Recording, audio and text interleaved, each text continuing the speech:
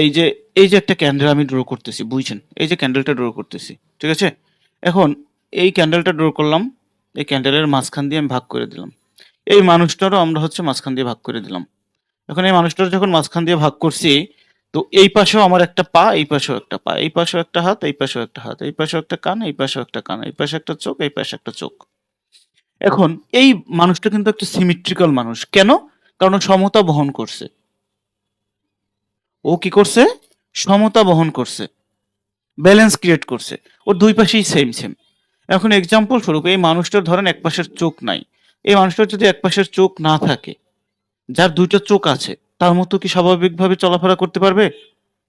না জি না ভাই। যার দুইটা হাত আছে আর যার একটা হাত নাই, এখন যার দুইটা আছে তার মতো কি যার একটা হাত নাই সে কি চলাফেরা করতে পারবে স্বাভাবিকভাবে?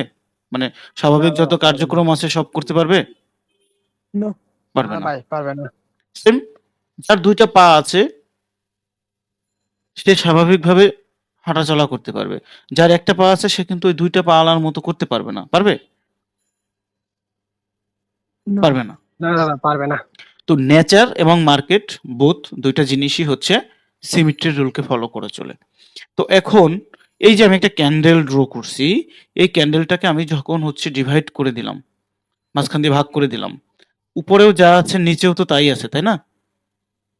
জি উপরেও উইক আছে, নিচেও উইক আছে, উপরেও বডি আছে, নিচেও বডি আছে। তার মানে কি দুই পাশে সেম সেম, জি সমতা বহন করছে, ব্যালেন্স ক্রিয়েট করছে। ওপাশেও যা আছে এপাশেও তাই আছে, নাকি?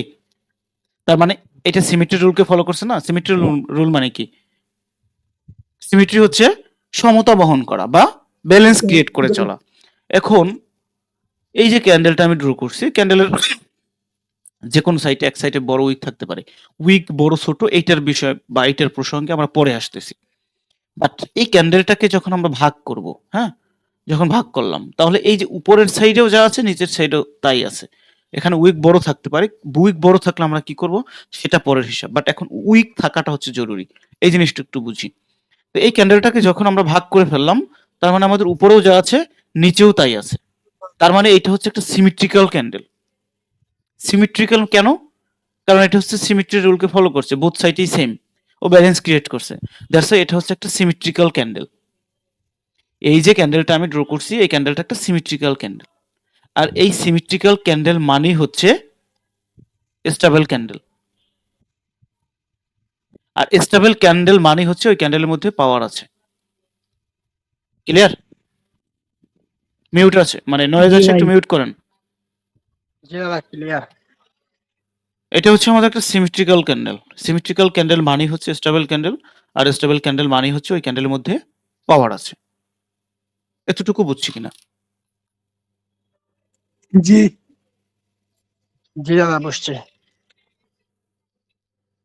আচ্ছা, আর যে ক্যান্ডেলটা সিমেট্রি রুলকে ফলো করে না সেই ক্যান্ডেলটা আনস্টেবল ক্যান্ডেল।